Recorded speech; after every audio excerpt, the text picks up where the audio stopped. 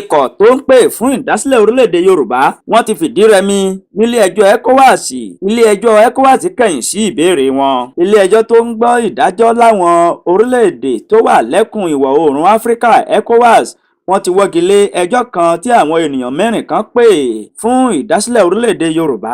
Àtẹ̀jáde kan tí akọ̀wé fétò ìròyìn ní ilé ẹjọ́ Ecowas náà fi síta ló sọ báyìí wípé ẹjọ́ tí wọ́n pè ọ̀hún ló ní nọ́mbà Ecowas CCG APP 0822 nígbà tí àwọn ìgbìmọ̀ ẹlẹ́nu mẹ́ta tó ń gbọ́ ẹjọ́ ọ̀hún tí orúkọ wọn ń jẹ́ adájọ́ Dúpẹ́ Àìkí, Edward Amọ̀kòkò, Asitan àti Berry Ben Kọ́tà. Àwọn ènìyàn mẹ́rin tó pe ẹjọ́ ọ̀hún lórúkọ ìdásílẹ̀ orílẹ̀-èdè Yorùbá ní orúkọ wọn ń jẹ́ Rishikot Badmus, Adémọ́lá Fálétí, Yẹ́misí Fádáhùnṣe, Ògúnlànà àti Àdìgún Mákànjúọlá, tí gbogbo wọn jẹ́ ọmọ ẹgbẹ́ Coalition of Yoruba Interest Group. Nínú ìdájọ́ tí ìgbìmọ̀ onídàájọ́ ẹlẹ́nu mẹ́ta náà tó gbé kalẹ̀, wọ́n fẹnukò pé àwọn ènìyàn mẹ́rẹ̀ẹ̀rin yìí kò lẹ́tọ̀ọ́ láti pe ẹjọ́ lórúkọ ìdásílẹ̀ orílẹ̀-èdè Yorùbá.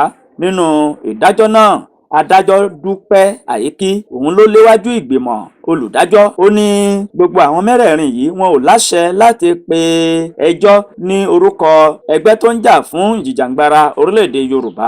Adájọ́ Àìkí ní àwọn olùpẹ̀jọ́ mẹ́rẹ̀ẹ̀rin náà kò lẹ́tọ̀ọ́ láti pe orílẹ̀-èdè Nàìjíríà lẹ́jọ́. Bákan náà, nílé ẹjọ́ ní àwọn olùpẹ̀jọ́ náà wọ́n kùnà láti ṣàfihàn àwọn ìwé ẹ̀rí kan tó lè mú wọn yangàn láti pe ẹjọ́, àti wípé wọn ò tó sojú ìdásílẹ̀ orílẹ̀-èdè Yorùbá. Kí aṣojú tó bá sojú ẹnìkan kó tó lè sojú, ó ní irúfẹ́ àwọn ìwé kan tó gbọdọ̀ fi ṣọwọ́ àti irúfẹ́ àwọn àwòmọ́ kan tí wọ́n gbọdọ̀ ní. Ṣùgbọ́n àwọn mẹ́rẹ̀ẹ̀rin tí wọ́n pe ẹjọ́ yìí wọn ò ní irúfẹ́ àwọn àwòmọ́ ọ̀hún, wọn ò lè pe ẹjọ́ tako orílẹ̀-èdè Nàìjíríà. Ìdí rèé tí àwọn fi wọ́gi lé ìpẹ̀jọ́ wọn, àti wípé ìpẹ̀jọ́ wọn ọ̀hún kò lẹ́sẹ̀ nílẹ̀ rárá. Ikọ̀ tó ń pè fún ìdásílẹ̀ orílẹ̀-èdè Yorùbá wọ́n fìdí lulẹ̀. Ilé ẹjọ́ Ecowas wọ́gi lé ìbéèrè wọn.